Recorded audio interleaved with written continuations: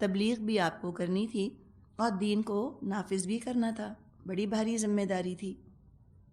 اس کا ذکر کیا گیا، هو الذی ارسل رسولہ بالہدی ودین الحق لیظہرہ علی الدین کلہ وکفی باللہ شہیدا۔ وہ اللہ ہی ہے جس نے اپنے رسول کو ہدایت اور دین حق کے ساتھ بھیجا ہے تاکہ اس کو پوری جنس سے دین پر غالب کر دے، اور اس حقیقت پر اللہ کی گواہی کافی ہے۔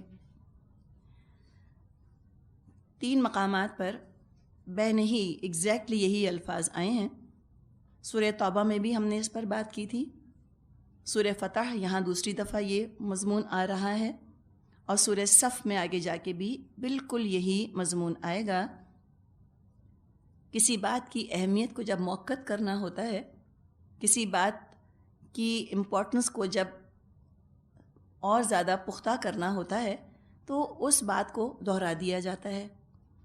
تو 3 جگہ جو قرآن میں یہ بات آئی، تو شاہ ولی اللہ رحمۃ اللہ علیہ کا یہ قول ہمیں ملتا ہے اس کے بارے میں کہ یہ قرآن کا عمود ہے، قرآن کا ہائی پوائنٹ ہے، اور یہ نبی اکرم صلی اللہ علیہ وسلم کا مقصد بعثت ہے۔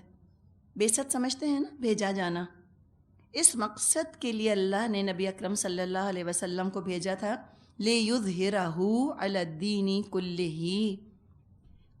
اس قرآن کو، اس اسلام کو تمام دوسرے ادیان کے اوپر نافذ کر دیں، دین کو غالب کر دیں۔ اور اگر دین نبی اکرم صلی اللہ علیہ وسلم کی زندگی میں نافذ نہ ہوتا تو یہ دین مکمل نہ ہو سکتا تھا، تھیوری ہی تھیوری رہ جاتی صرف۔ اور جو اللہ تعالیٰ نے سورہ مائدہ میں فرمایا ہے کہ الیوم اکملت لکم دینکم واتممت علیکم نعمتی ورضیت لکم الاسلام دینا، یہ تو شکل پیدا نہ ہوتی۔ دین کمال کو، دین اپنے مکمل ہونے کو کہاں پہنچتا پھر اگر نافذ نہ ہوتا؟ لوگ کہہ دیتے کہ ہاں تھیوری تو بہت اچھی ہے، باتیں تو بڑی خوبصورت ہیں، بڑی اعلیٰ ہیں، لیکن امپریکٹیکل، ناقابل عمل، ایک یوٹوپیا ہے جو کہ قرآن نے دیا ہے۔ تو یہ ان کی غلط فہمی دور کرنا کہ قرآن نے امپریکٹیکل، ہوائی، خیالی، خوابی باتیں نہیں کیں۔ ایک ڈریم ریپبلک کی بات نہیں کرتا اسلام، جو کہ عمل میں آ ہی نہیں سکتی۔ ایسا آئیڈیل نہیں دیا اسلام نے جو کہ باعمل نہیں ہو سکتا، بلکہ ایسا آئیڈیل دیا جو کہ بالکل پریکٹیکل ہے، ایپلیکیبل ہے، باعمل ہے۔ بہت سی کتابیں دنیا میں لکھی گئیں، کتابیں بے حد اعلیٰ، بڑی عمدہ، آج تک عمل نہ ہوا۔ کارل مارکس نے لکھی تھی کتاب ڈاس کیپٹل، بہت ہی اعلیٰ نظریہ، بڑی پیاری باتیں، لیکن امپریکٹیکل۔ ایسا ایک آئیڈیل دیا گیا تھا جو کہ عمل میں آ نہ سکا، ڈھل نہ سکا، تھیوری رہ گئی صرف۔ تو لوگ قرآن کے لیے بھی کہہ دیتے کہ ہاں کتاب بہت اچھی ہے لیکن فائدہ کچھ نہیں، امپلیمنٹ نہیں ہو سکتی۔ نبی اکرم صلی اللہ علیہ وسلم نے ایک ایک قرآن کی تعلیم کو، ایک ایک حکم کو عمل میں منتقل کر کے دکھایا۔ لوگ یہ بھی کہہ سکتے تھے کہ آپ تو چلو اللہ کے رسول تھے تو آپ نے تو عمل کر لیا، تو عام انسانوں کے لیے تو ناممکن ہے۔ تو عام انسانوں میں سے صحابہ نے بھی تو عمل کیا، اور صحابہ کے بعد تابعین نے بھی تو کیا، اور تبع تابعین نے بھی تو کیا نا۔ تو یہ بتا دیا گیا کہ عام انسانوں کے لیے بھی قابل عمل ہے۔ قرآن ایسی کتاب نہیں کہ جو سلیکٹ فیو کے لیے آئی ہو، ریلیجس ایلیٹس کے لیے آئی ہو، یا ان یوزول، غیر معمولی، ایکسٹرا آرڈینری، ایکسیپشنل لوگوں کے لیے قرآن نازل کیا گیا ہو، اور یہ ایسی کتاب ہے جس پر کہ چند ہی لوگ عمل کر سکتے ہیں، عام لوگ تو کر ہی نہیں سکتے۔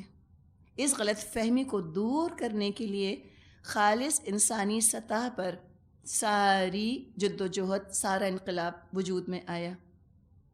کوئی معجزے نہ دیے گئے نبی اکرم صلی اللہ علیہ وسلم کو، اور نہ ہی صحابہ کو، تاکہ بعد میں آنے والے کبھی یہ نہ کہیں کہ ٹھیک ہے قرآن نافذ کیا بھی تھا تو معجزوں کی مدد سے کیا تھا نا، تو ہمارے پاس تو معجزے نہیں، تو ہم کیا کریں، ہم نہیں نافذ کر سکتے۔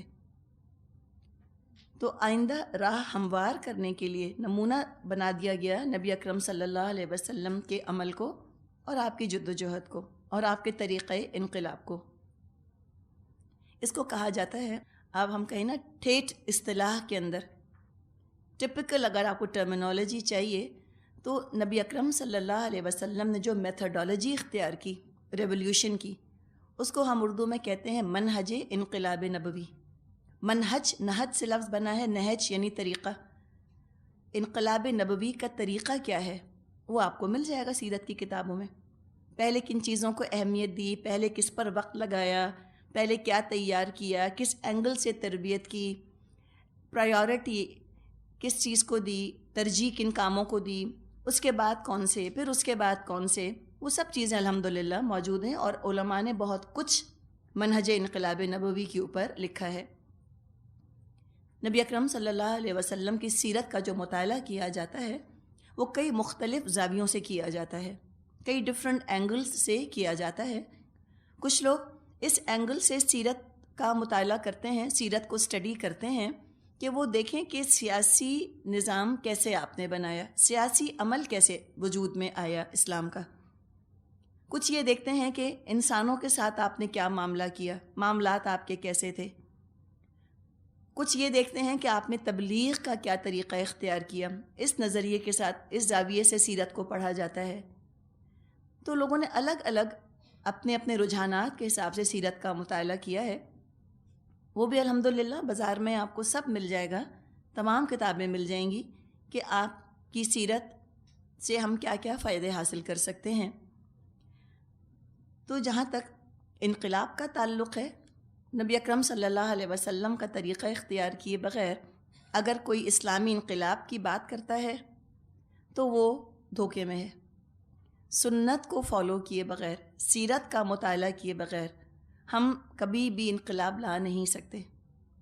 بعض لوگ بہت جلدی میں ہیں نا، مسلمان جھٹ پٹ انقلاب چاہتے ہیں، جیسے کہ وہ انسٹنٹ کافی یا انسٹنٹ نوڈلز ہوتے ہیں نا، ایسے ان کو انسٹنٹ ریولیوشن چاہیے فوراً۔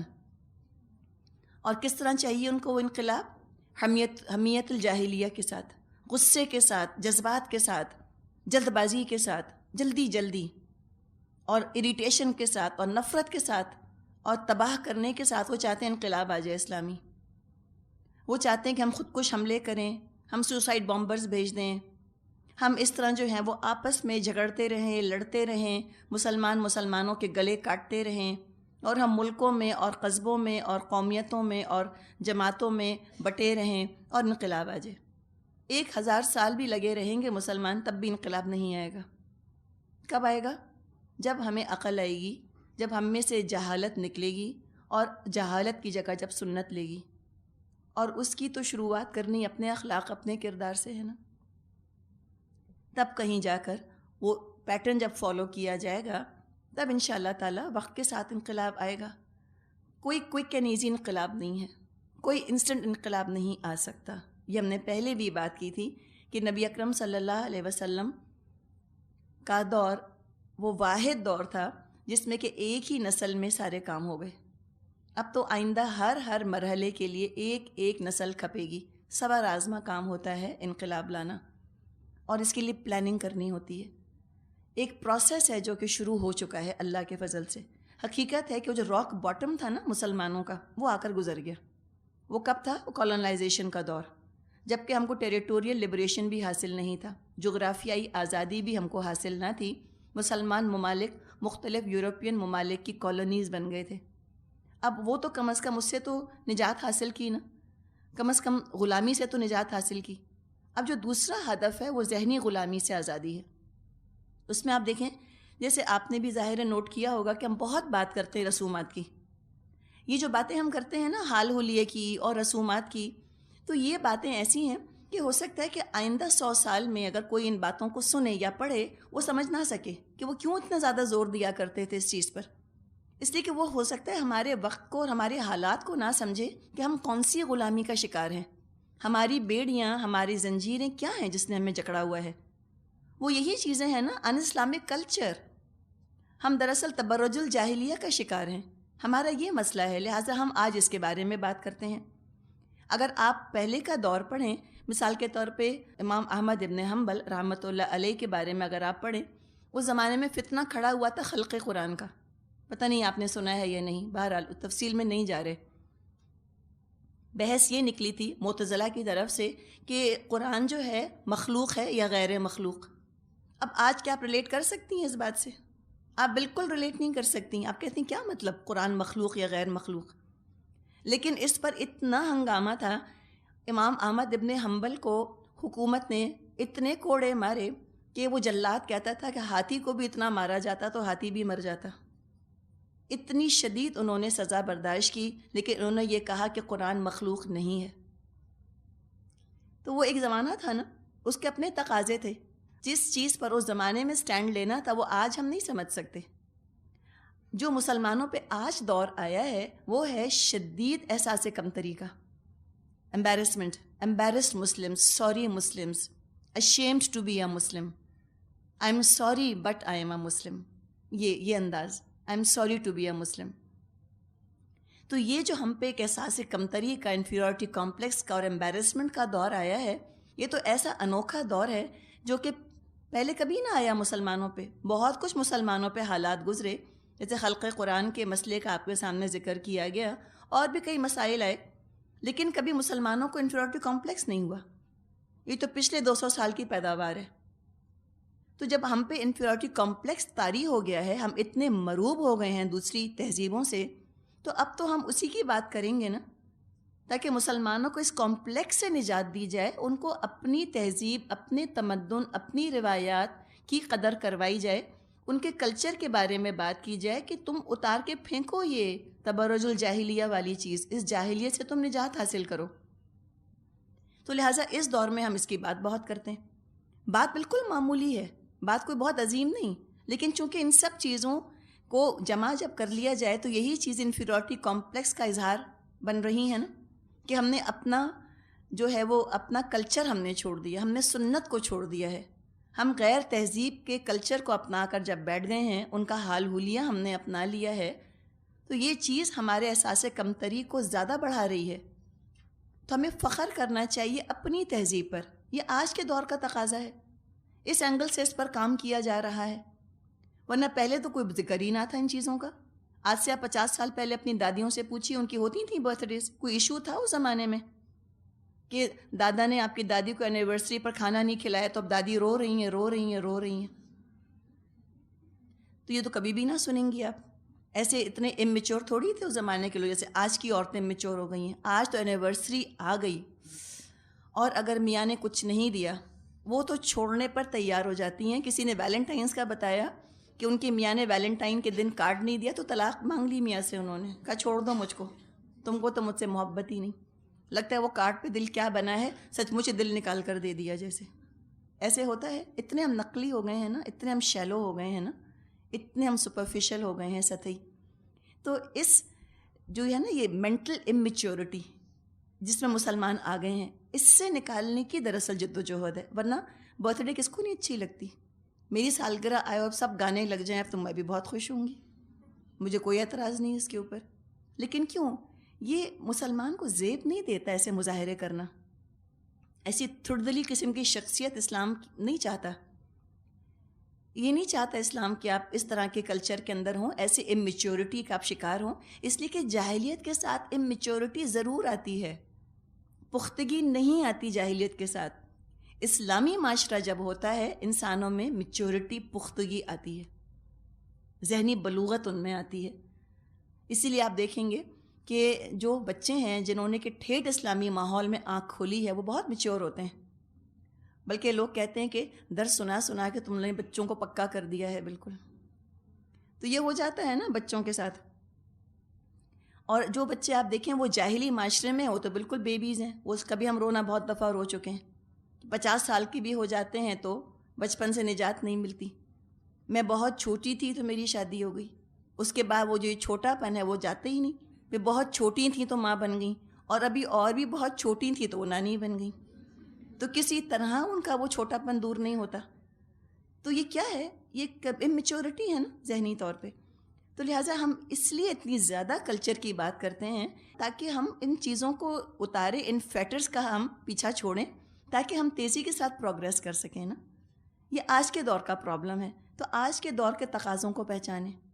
اللہ تعالیٰ سے دعا میں کرتی ہوں کہ اللہ تعالیٰ جو نیڈ آف دی آر ہے، جو اس وقت کی ضرورت ہے، اس کی پہچان کروا دے کہ ہمیں آج کیا کرنے کی ضرورت ہے. ہم نہیں جان سکتے ہیں نا ہم اپنی ہی نظر سے دیکھتے ہیں، ہم تو کنویں کے مینڈک ہیں، ہم تو چھوٹے چھوٹے نظریات رکھتے ہیں، ہمارا پوائنٹ آف ویو بھی بہت وسیع نہیں ہے. ہم تو اللہ کے محتاج ہیں جو کہ السمیع ہے، العلیم ہے، اور جو کہ چھایا ہوا قہار ہے. اللہ جانتا ہے نا کہ اس وقت اسلام کو کس کی ضرورت ہے، تو اللہ تعالیٰ ہمیں ہدایت دے دے اس راستے کی طرف. ہم وہاں اپنے ایفرٹس کو لگائیں جہاں پہ واقعی ضرورت ہے. ایسا نہ ہو کہ ہم بھی ایسی جگہ جا کر لگ جائیں جہاں آلریڈی بہت لوگ کر رہے ہیں کام. تو ابھی وقت کا تقاضا پہچاننے کی ضرورت ہے. اس وقت کیا ضرورت ہے اسلام کو، کس اینگل سے، کس زاویے سے اسلام کی ہمیں مدد کرنے کی ضرورت ہے، تاکہ ہم نبی اکرم صلی اللہ علیہ وسلم کے مشن میں ان کا ہاتھ بٹا سکیں. آپ کا مشن تو زندہ ہے نا، رسالت تو نہیں رہی، لیکن کار رسالت تو باقی ہے. اور ہمیں چاہیے کہ ہم اپنے نبی صلی اللہ علیہ وسلم کے بارے میں آئندہ نسل کو تیار کریں، ان کو بھی علم دیں. ایک نسل نے کام کر لیا اور اگلی نسل کو تیار نہ کیا تو یہ کام تو ٹھپ کا ٹھپ ہو جائے گا نا سارے کا سارا. آپ دیکھیں کہ جیسے ایک پاور ہاؤس ہوتا ہے، وہاں سے تار ڈالنا شروع کرتے ہیں. انہوں نے تار ڈالنا شروع کی اور بیچ میں چھوڑ دیا اور تار کو لا کر آپ کے گھر تک کنیکٹ نہ کیا، سارا کام ضائع ہو گیا نا. تو اگر آپ اپنے آپ کو کھپا رہی ہیں اور آپ نے اپنی اگلی نسل کو تیار نہیں کیا تو یہ کام یہیں ٹھپ ہو جائے گا، کیری اوور نہ ہو سکے گا نا، یہ شمع آگے نہیں پہنچ سکے گی. تو اگلی نسل کو تیار کرنا ہے، ان کی ذہن سازی کرنی ہے، ان کو ہمیں گھروں میں ٹھیٹ اسلامی ماحول دینا ہے تاکہ ان کے اندر میچورٹی پیدا ہو، ٹھہراؤ پیدا ہو، اعتماد پیدا ہو.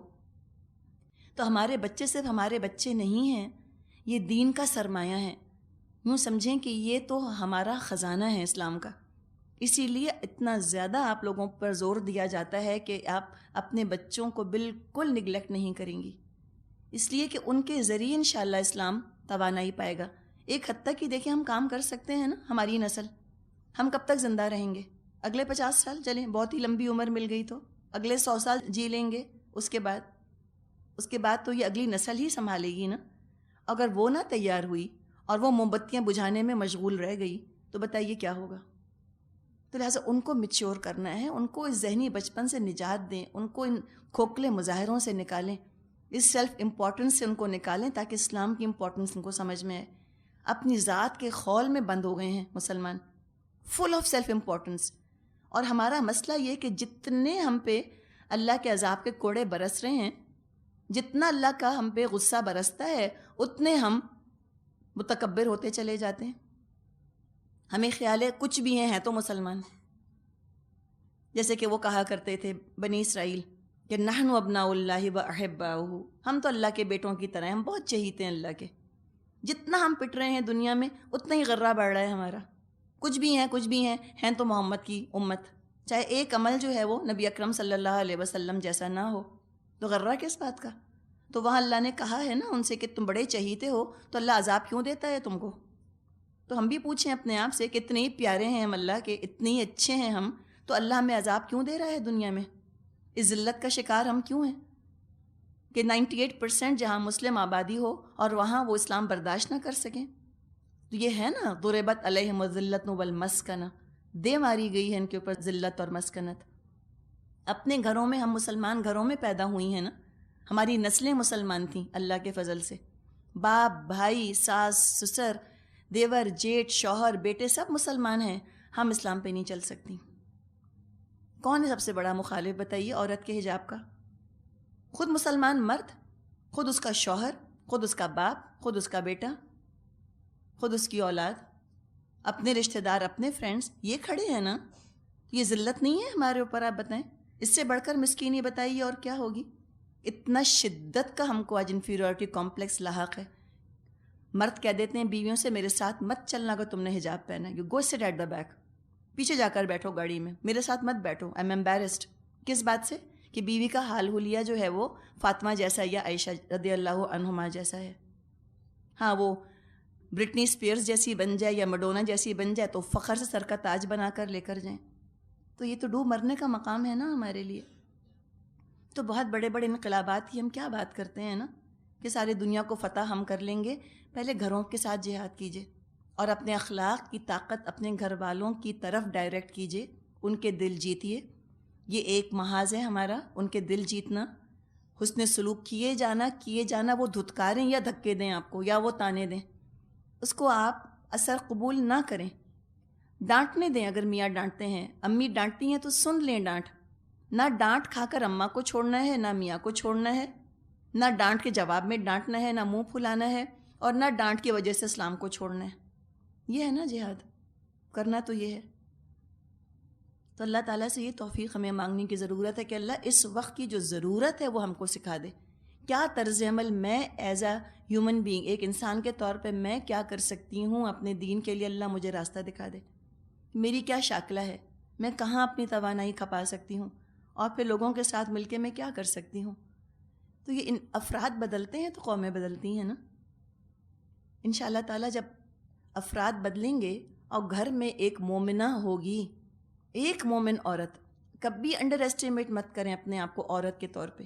اللہ تعالیٰ نے عورت کو اتنا پاور دیا ہے. ایسا مرد جو ہے وہ اس کے ہاتھ میں موم ہوتا ہے کہ جیسا مرد کے ہاتھ میں نہیں ہوتا. ایک ماں کا آج بھی بڑا مقام ہے ہمارے معاشرے میں. ماں ایسی نہیں ہے کہ بچے اہمیت نہ دیں ماؤں کو. روایات ہیں نا، مذہبی روایات وہ چل رہی ہیں. بیوی کی آج بھی بہت عزت ہے، بہو کی آج بھی بہت عزت ہے. وہ بہرحال کچھ بھی معاملہ اندرونی طور پہ کریں بہو کے ساتھ، اپنے معاشرے میں وہ بہو کی عزت کروانا چاہتے ہیں اس لیے کہ ان کے خاندان کی وہ عزت ہے. تو لہٰذا اپنے اس پاور کو استعمال کیجئے، اللہ کے دین کی خاطر لگائیے، چینلائز کیجئے نا اس چیز کو. انشاءاللہ آپ دیکھیں گے کیسے تبدیلی نہیں آئے گی. اور جو اللہ تعالیٰ نے عورت کی سرشت کے اندر نرمی اور فلیکسیبلٹی اور قوت برداشت رکھ دی ہے، اس کو بھرپور طور پہ ابھاریے، اس کو استعمال کیجئے. بدتمیزی کے جواب میں بھول جائیں کہ آپ کو بدتمیزی کرنی ہے. کسی نے کہا ہے نا کہ مومن تو ایسا ہوتا ہے اللہ کے ہاتھوں میں جیسے کہ ایک لاش ہوتی ہے نہلانے والے کے ہاتھوں میں. جدھر وہ پلٹتے ہیں وہ پلٹ جاتے ہیں نا، لاش پلٹ جاتی ہے، ریزسٹ نہیں کرتی. تو بس ایسے بے نفس ہو جائیے نا، مار لیجئے اپنے نفس کو، اپنی انا کو تھوڑی دیر کے لیے بالکل جھکا دیجئے.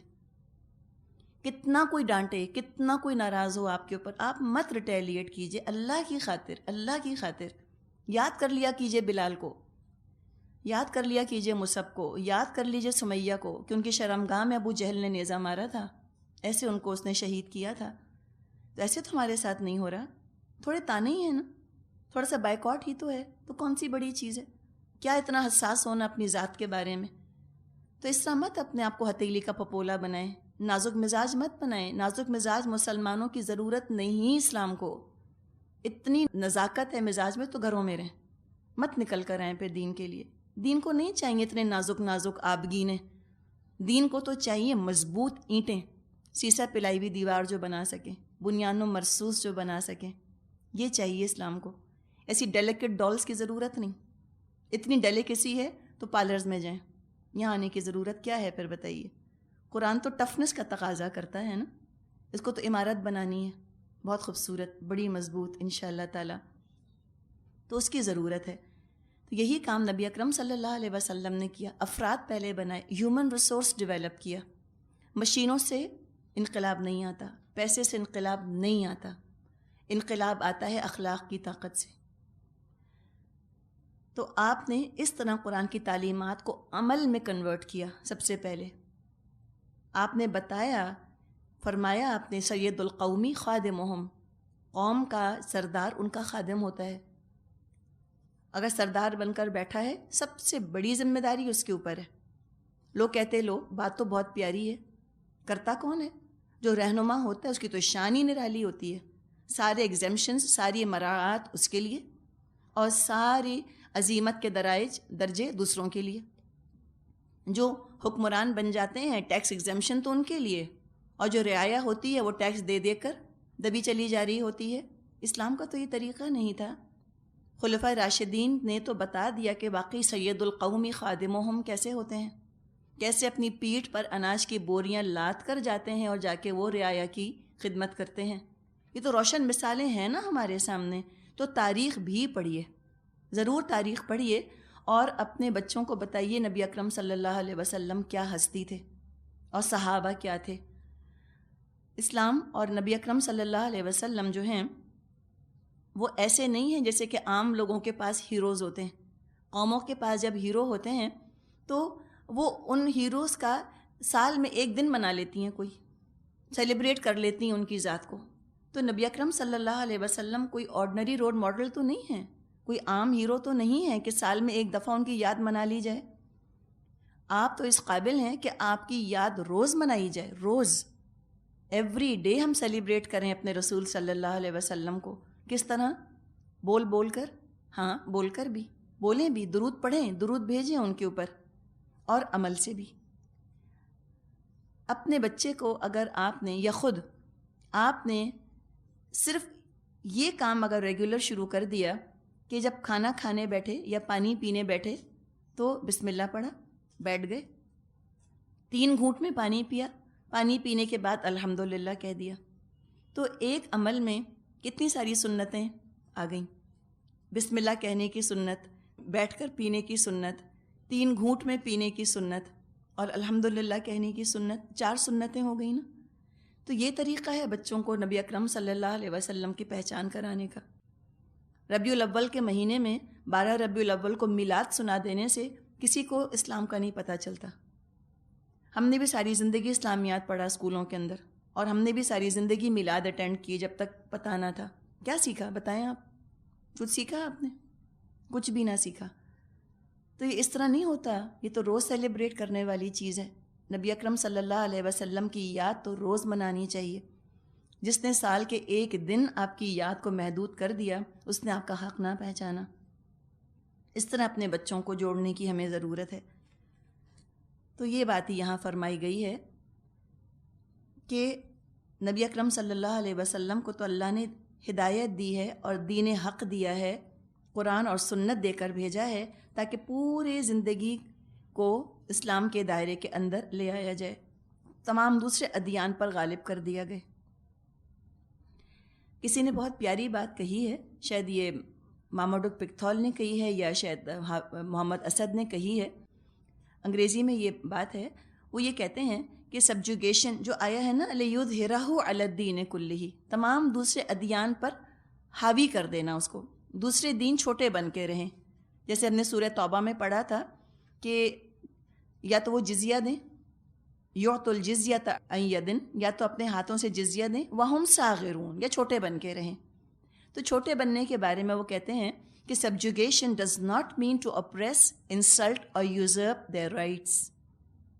ان کو اپنے انڈر رکھنا، اسلام کے نظام کے تلے ان کو رکھنا، دوسرے ادیان کو، اس کا مطلب یہ نہیں کہ ان کے حقوق نہ دیے جائیں یا ان کی بے عزتی کی جائے یا ان کو ظلم کا نشانہ بنایا جائے. وہ تو اللہ تعالیٰ نے فرمایا ہے کہ لا یجرمنکم شنآن قوم علی الا تعدلوا، کہ کسی قوم کی دشمنی تمہیں اس بات پر آمادہ نہ کرے کہ تم عدل نہ کرو. اعدلوا، اے مسلمانوں عدل کرو، هو اقرب للتقوی، یہ تقوی سے زیادہ قریب تر چیز ہے. تو لہٰذا ان کے حقوق کا اور ان کے تمام چیزوں کا اہتمام، ان کا خیال رکھنا، یہ تو سب مسلمانوں کی ذمہ داری ہے، لیکن بالادستی، قانونی بالادستی اسلام کی ہوگی. لا آف دا لینڈ وہ تو اسلام کا ہوگا. تو یظہرہ کا مطلب ہے غالب کر دینا. دوسرے ادیان مٹ نہیں جائیں گے، ایکسٹنکٹ نہیں ہو جائیں گے، لیکن سبجوگیٹ ہو جائیں گے، سب آرڈینیٹ ہو کے رہیں گے. ثانوی حیثیت ان کو حاصل کرنی ہوگی، ثانوی حیثیت ان کو قبول کرنی پڑے گی. تو فرمایا آگے کہ دیکھو یہ کام کرنا چاہتے ہو تو کیسے کرو. ایک اشارہ ہی ہے، محمد الرسول اللہ، محمد صلی اللہ علیہ وسلم اللہ کے رسول ہیں. والذین معہ اشداء علی الکفار رحماء بینہم، اور جو لوگ ان کے ساتھ ہیں وہ کفار پر سخت اور آپس میں رحیم ہیں. بات یہ ہے طریقہ جو کہ مسلمانوں کو اختیار کرنا ہے. اب ہم دیکھتے ہیں کہ یہاں نبی اکرم صلی اللہ علیہ وسلم کا نام آ رہا ہے. کفار نے تو صلح حدیبیہ سے مٹوا دیا تھا کہ محمد رسول اللہ ہیں. اللہ تعالیٰ نے قرآن میں لکھ کر اس کو دائمی بنا دیا. کفار کا مٹا وہ تو کوئی اہمیت نہیں رکھتا، اور قرآن جو ہے یہ الحمدللہ دائمی ہے، تا قیام قیامت کے لیے آیا ہے. تو محمد تو اللہ کے رسول ہیں، اور رسول اس لیے بھیجے جاتے ہیں کہ ان کی اطاعت کی جائے.